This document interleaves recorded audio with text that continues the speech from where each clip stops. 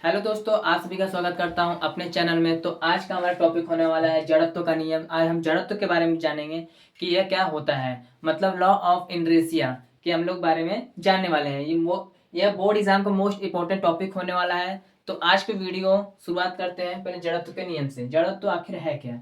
जड़त्व का नियम पहले आपको मैं बताऊंगा। जड़ आप समझ रहे हो कि कोई स्थिर है तो स्थिर ही रहेगी।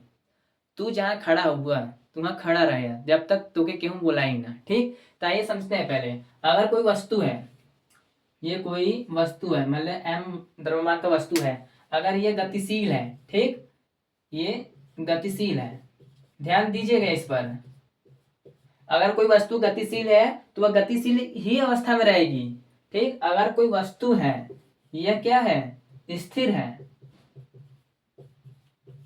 अगर कोई वस्तु स्थिर है तो स्थिर ही अवस्था में रहेगी जब तक उस पर बाह्य बल न लगाया जाए। मैं आपको एक उदाहरण दे रहा हूँ, बहुत ही अच्छा उदाहरण है कि अगर तू जात हुआ कि तेरह ही नहीं होता होता शादी में जात हुआ, जब तक तू देखबा छेना तब तू छेना पे लटकल रहा, हाँ कि नहीं।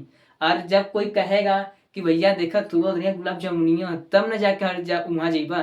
तो वैसे इस पर ही है कि अगर कोई वस्तु गतिशील है तो गतिशील ही रहेगी, अगर कोई स्थिर है तो स्थिर ही रहेगी जब तक उस पर बाह्य बल ना लगाया जाए। मतलब जब तक इस पे बाहरी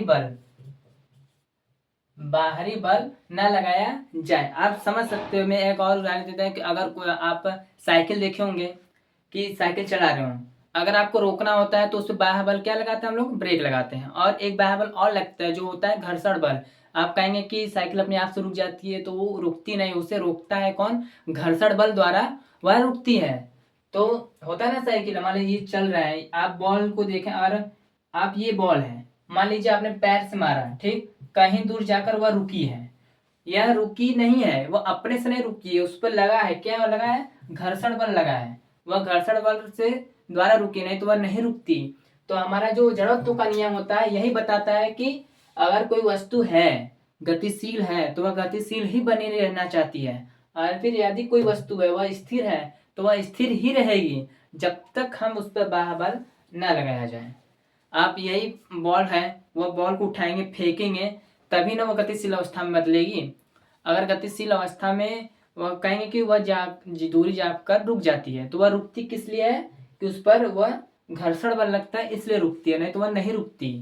ठीक, तो हमारा नियम एक बार और फिर से समझा देता हूँ अपने अच्छे तरीके से कि अगर कोई वस्तु गतिशील है तो गतिशील ही रहेगी, अगर कोई स्थिर है तो स्थिर ही रहेगी जब तक उस पर बाह्य बल न लगाया जाए।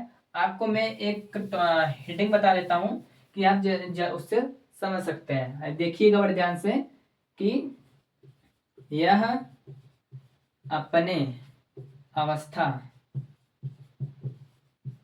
परिवर्तन का विरोध करती है।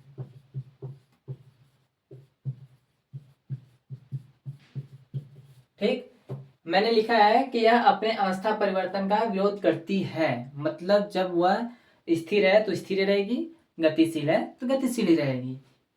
इस नियम को हमने जानते हैं कि यह हमारा गति का, जो गति का नियम होता है, यह पहला नियम भी है, पहला नियम।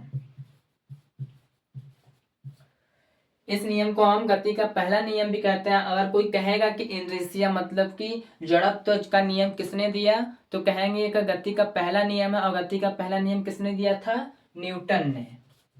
न्यूटन ने दिया था। तो इसका भी जो होते हैं, इनका भी इनर्शिया का जो होंगे फादर, लॉ निर्माण करने वाले, तो वह कौन होगा, न्यूटन होगा। ठीक, तो आज के जो होता है, तो इस हम लोग जड़त्व का नियम तो जाने। ठीक, नेक्स्ट वीडियो मतलब ये पार्ट 1 था, तो पार्ट 2 में हम लोग जानेंगे जड़त्व के जो होता है, जड़त्व के प्रकार जानेंगे। नेक्स्ट पार्ट में हम लोग जानेंगे जड़त्व के प्रकार। तब तक के लिए देख लीजिए एक बार और मैं समझाता हूँ कि यदि कोई वस्तु गतिशील है तो गतिशील ही रहेगी जब तक आप शादी में हैं। अगर आप जब तक छेना खाएंगे, छेनवा पे ध्यान देंगे, जब तक आप कहे कोई नहीं कहेगा कि भैया देखा तो दुनिया गुलाब जामुन बा, तब तक नहीं जाएंगे ना। तो ये ऐसा यही है कि जब तक कोई गतिशील है गतिशील ही रहेगी, जब तक कोई स्थिर है स्थिर रहेगी जब तक उस पर कोई बाह्य बल न लगाया जाए। ठीक है, तो मिलते हैं नेक्स्ट वीडियो में, तब तक के लिए जय हिंद जय भारत।